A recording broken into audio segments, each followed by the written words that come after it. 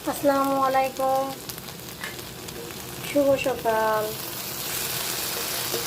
আজকে রেসিপি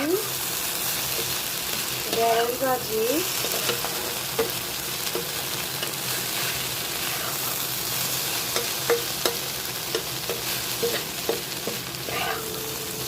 এই ঢেঁড়স বিভিন্ন রকমের রান্না করা যায়। কেউ চিংড়ি মাছ দিয়ে রান্না করে, কেউ আবার মাছ দিয়ে রান্না করে, আবার কেউ ভাজি করে।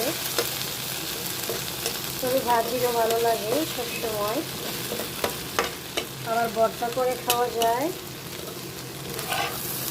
ভর্তা করে বিভিন্ন রকমের করা যায়, সিদ্ধ করে, ভাজি করে, অনেক সিস্টেমে ভর্তা করা যায়। তবে সহজ হয় ভাজি করাটা।